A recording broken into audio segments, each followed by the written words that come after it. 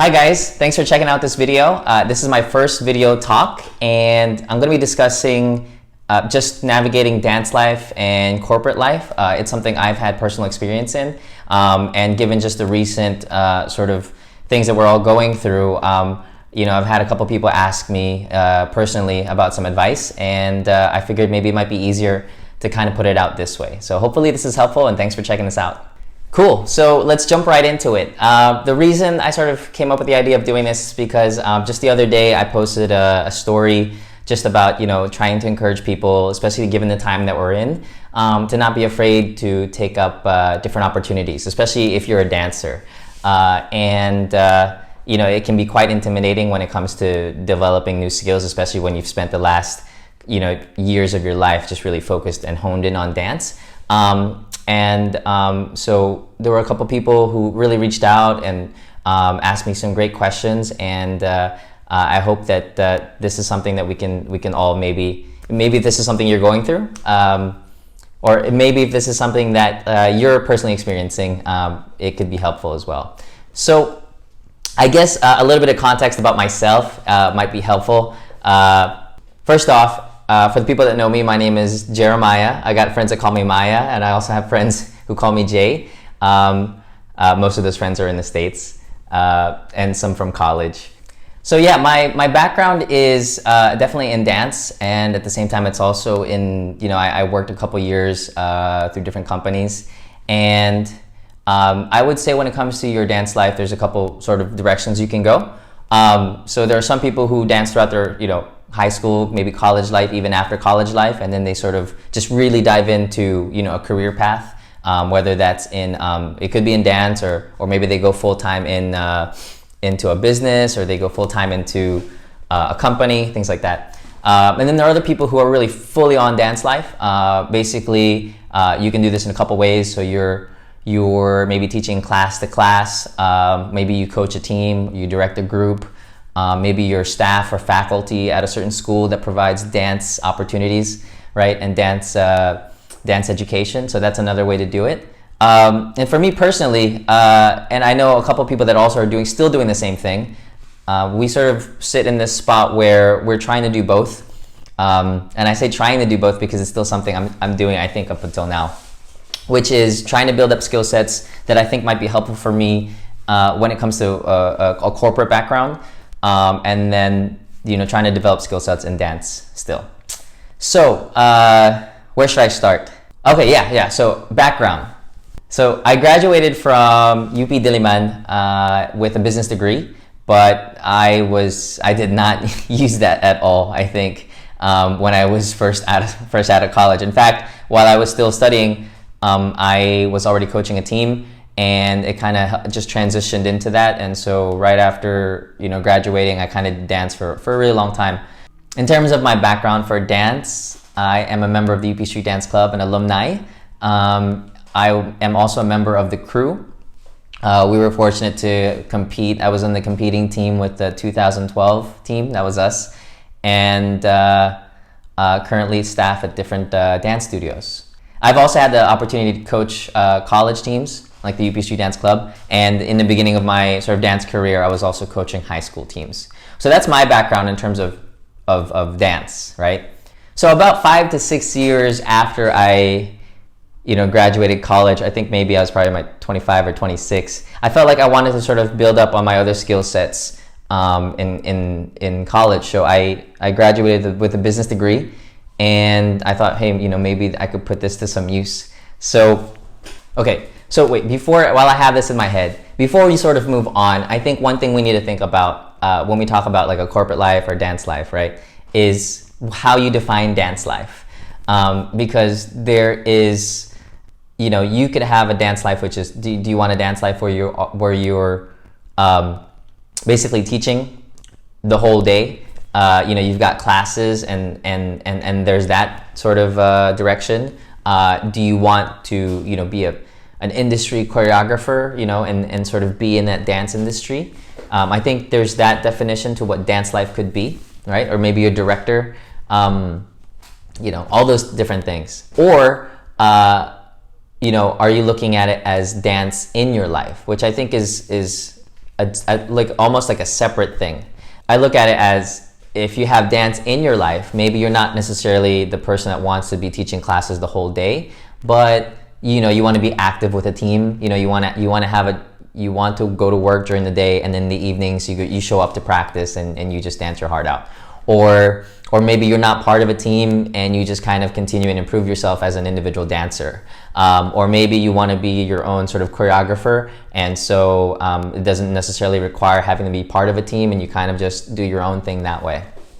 So to me, dance in your life is a very, you know, important thing to sort of recognize if that's what you want to do. Because to be honest, if you're going to go for dance life, I know plenty of people who are so good at it, and they're really inspiring in terms of how they've really committed to it, and it just takes another level of commitment, and you have to be good. You know, you have to be good at that aspect. You have to be, whether that's a teaching, you're good at your choreography, you're good as a dancer. It's gonna take it's gonna take a lot of self-reflection to look at yourself and say, you know, am I cut out for this? So now that we sort of got that to the side, let me talk a little bit about where I came from.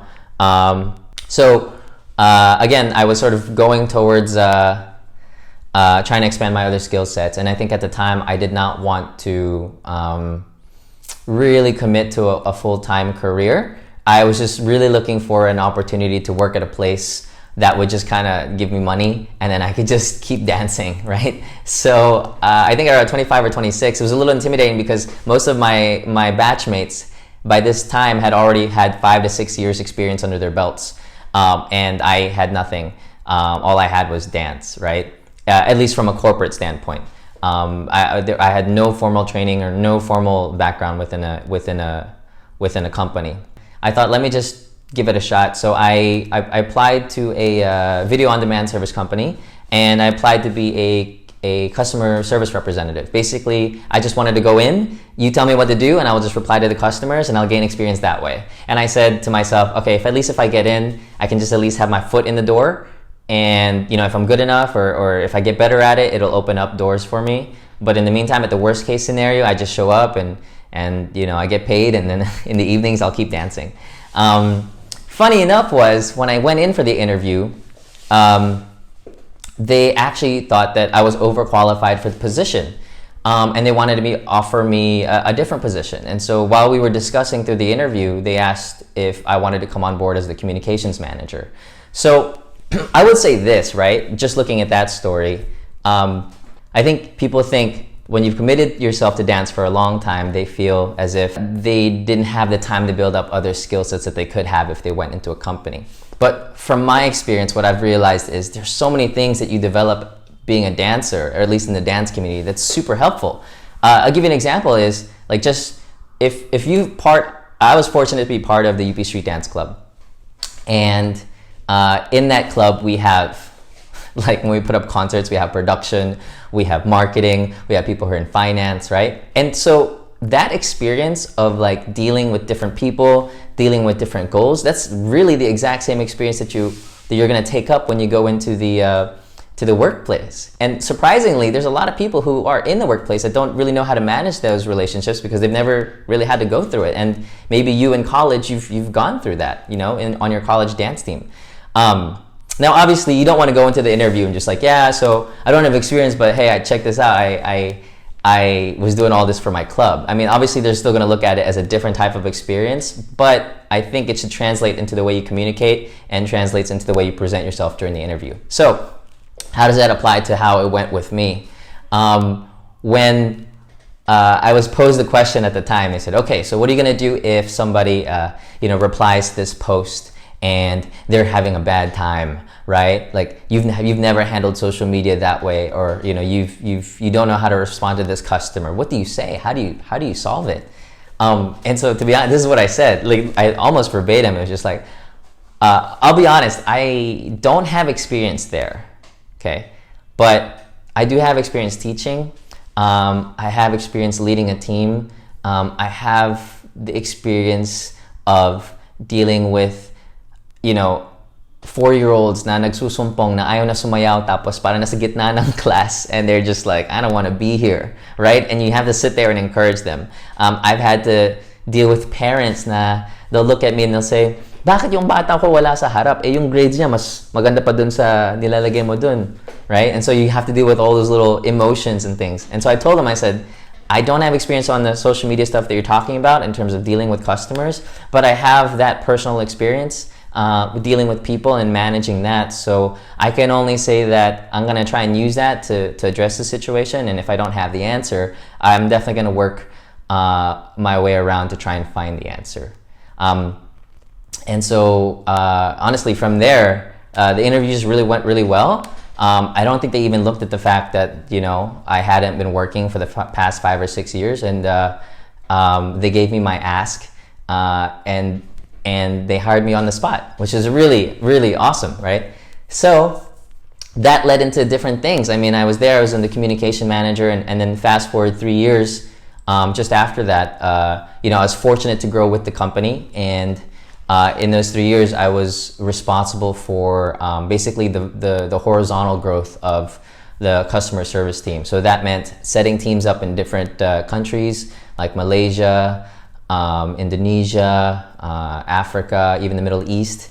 The horizontal growth of expanding these teams, getting them on board, teaching, you know, setting up KPIs, a lot of these things that I had no background in, but I was just eager to sort of learn on the spot. And I had a lot of conversations with my bosses at the time, like, I don't know what I'm doing. They're like, that's okay, man, you know, just keep growing in it. So, so it led to that, right? And so the crazy thing is, like, to be able to have, I would never have assumed that that's the opportunity that would be afforded to me if I never gave it a shot in the first place. So literally, those 3 years, from my first day to that, I was still dancing.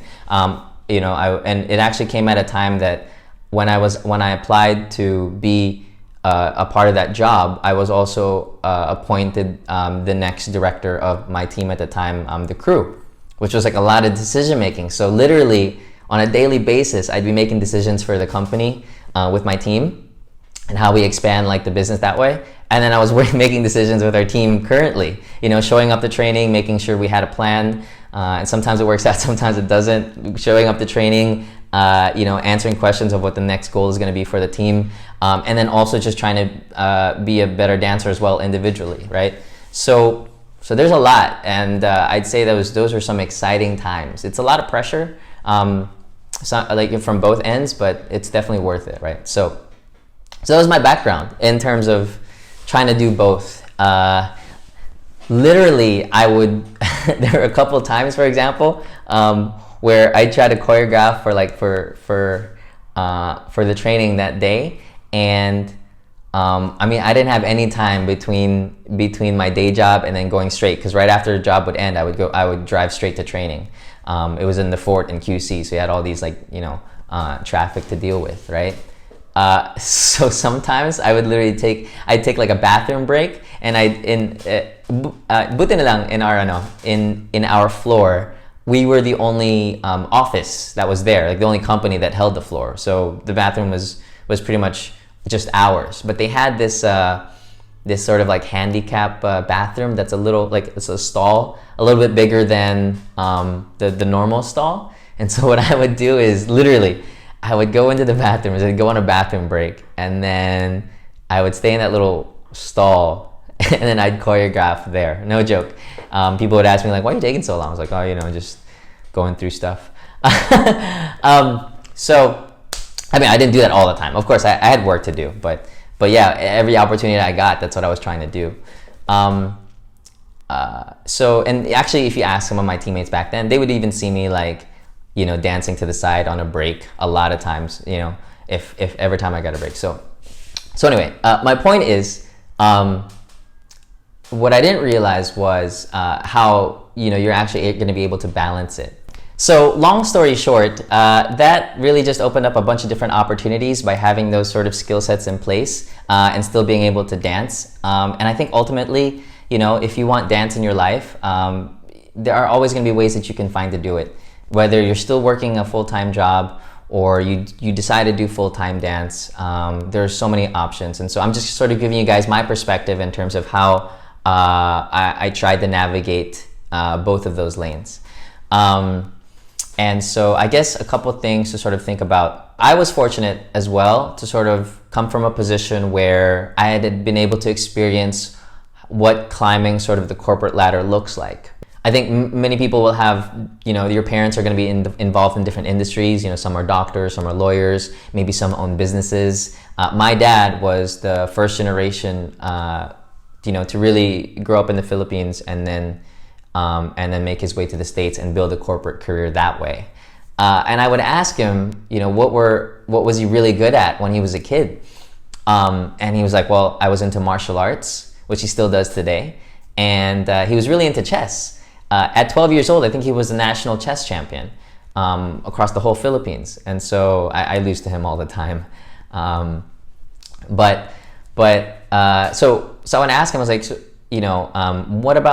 what if you had pursued, being a full-time chess person? And he said he probably could have. He just knew that was going to be a different path for him, but he decided to kind of hone in on accounting. That was his major. And sort of develop a career that way. I was like, so do you regret it? And he said to me this, and it really stuck with me for a while. He said, sometimes in life, you have to do things you don't like to do to be able to do the things you love to do. And I think that really dawned on me because, now we live in a time where you have so many opportunities and there's so many things you can do. But when I think about my dad and how he sort of started there, he didn't really have all the options we have now. And so he just kind of had to hustle to do that. And sometimes I feel bad because it's like, wow, I think the reason why I pursue dance so much as well is because I don't really want to squander the opportunity of choice, right? Which is the fact that, one of the things he told me is I think our jobs as parents, and he told me this, is, to set you guys up on our shoulders so you don't have to start from where we were. And he said, by giving you the opportunity of choice, it just opens up more doors for you. So I'm really thankful for that. And that's sort of what drives me now. Okay, wait, let me cut into the video really quick because while I was editing this, I realized that maybe some people might take it out of context. What my dad's advice to me in terms of sometimes you have to do things you don't like to do to be able to do the things you love to do, that doesn't give you a license to commit crime. Okay, so don't do bad stuff and just be like, oh, I'm doing this because, like at the end of it, I'm going to be able to do the things I love to do. Let's hopefully exercise some common sense with that. Just sometimes there are things, I mean, I don't know what else to say. It's more from the perspective of, there's going to be hard work that you're going to have to do sometimes to be able to do the things that you're passionate about. And there are days where we can totally work on the things that we're passionate about, and there are days that we're not, and we're going to have to find ways to get there. So that's really what that means. Just, guys, don't do bad stuff. Back to the story. My dad is again, I saw him sort of traverse the corporate ladder, and I would ask him, Dad, what's the key to success when you are sort of going up through corporate? He said, you need to reinvent yourself. He said, and this is another thing that sort of stuck with me. What's going to happen is you're going to go to a job, you're going to go there for 1, 2, 3 years maybe, or a long time depending on what your goal is. But he said at some point you're going to hit 2 ceilings, one of 2 or maybe both. The first one is that you're still learning, but your pay isn't going to go anywhere after that, right? So you kind of at this financial, like that's it. And so you have to talk to yourself and say, is that okay with you, right? And then the second thing is maybe you hit a ceiling in terms of your actual growth, like learning. Like maybe you're still earning more money, but you're not developing new skills. And so he said to me that whenever he would hit one of those things, whether it was a financial thing or if it was a skill thing, he'd kind of shift gears and try to pick up what he could from that job and then apply it to the next. And then before you know it, you've got a whole sort of pot of skill sets that you can sort of pull from.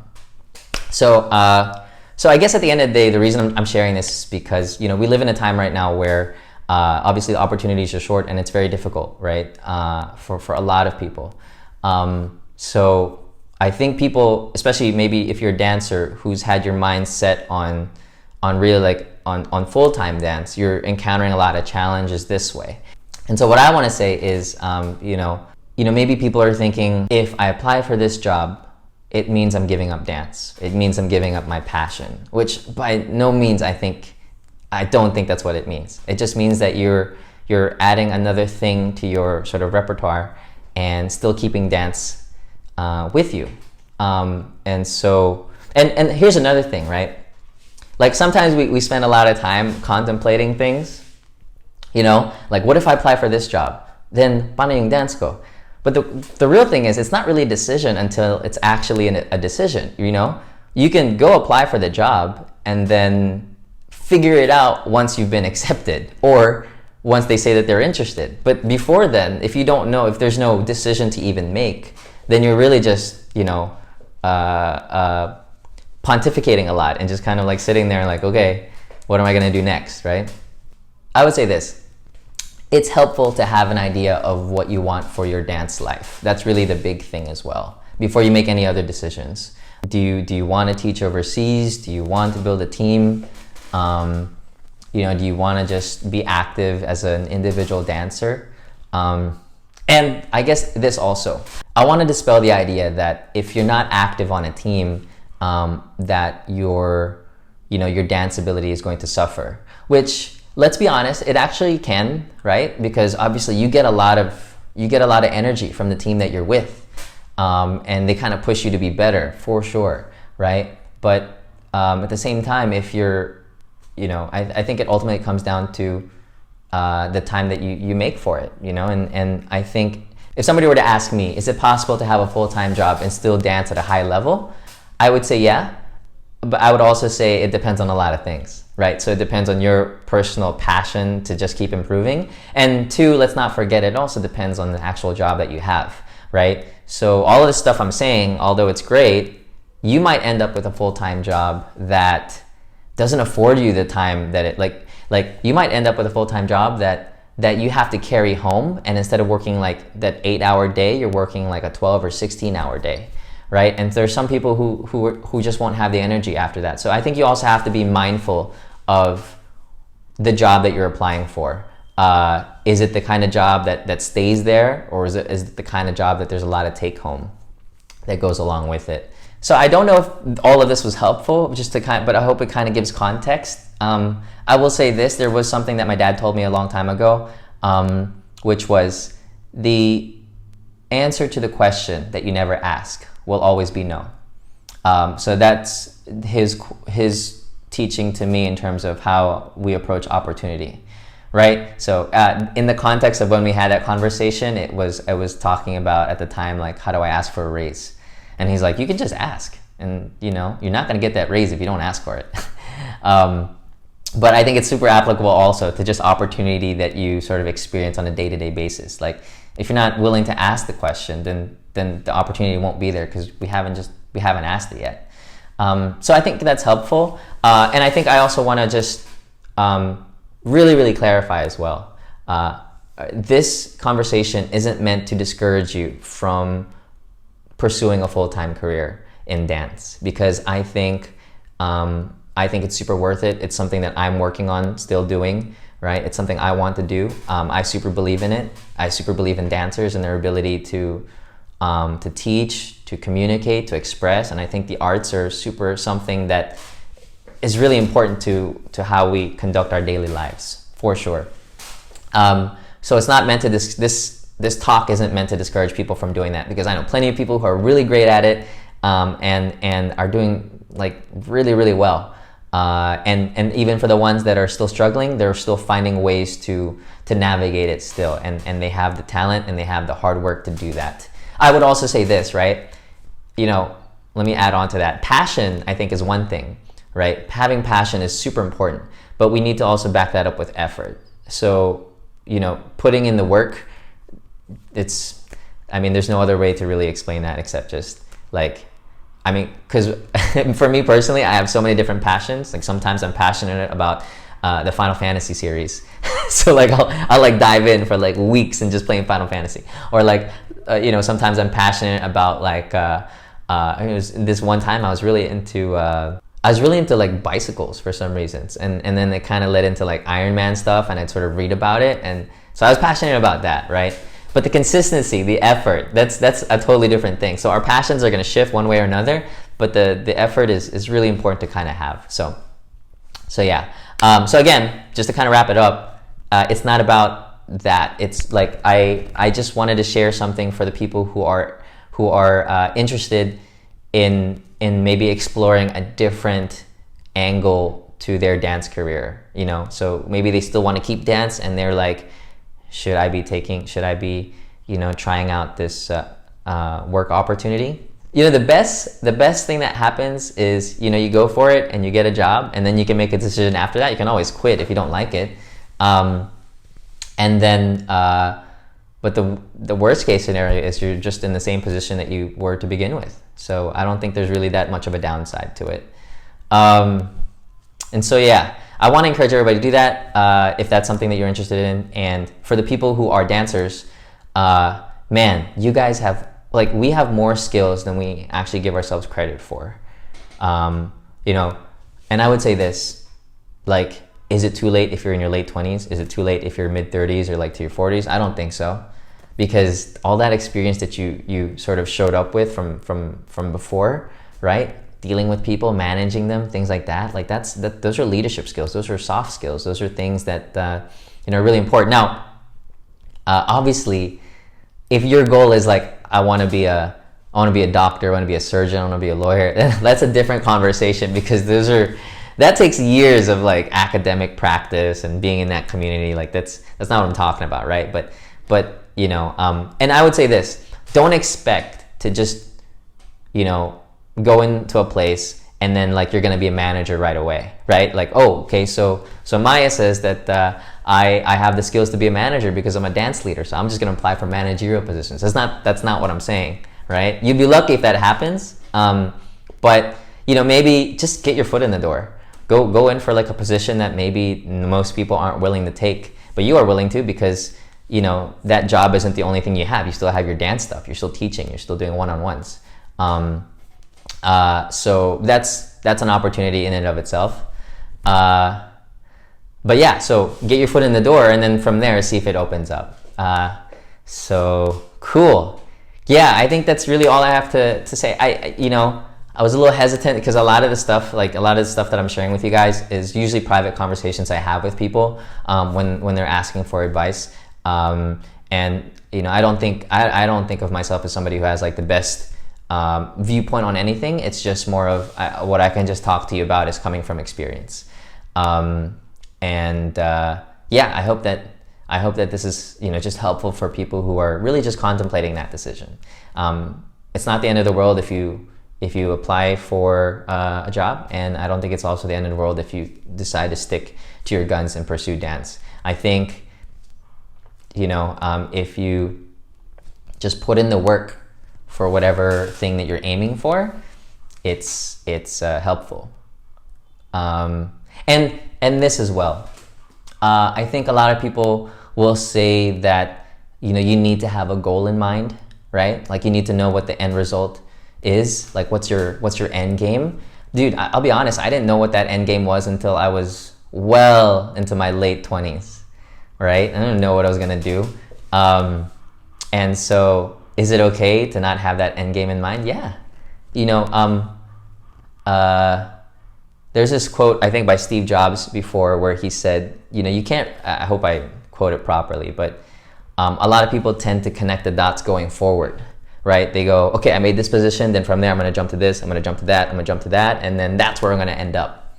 But really what tends to happen is you can't really predict that. You can make strides towards it, but really at the end of it, what happens is you kind of connect the dots back, right? Which is like, for me, if I'm explaining to you, so I started with dance in college, and then I did, you know, I did like Worlds that opened up opportunities in the industry. So I did a little bit of that, did a little gigs here, college, high school, things like that. And then I applied for a company that developed into this skill set, and now I work here. Then I decided that, you know, so a lot of these just kind of connect when we look back on them.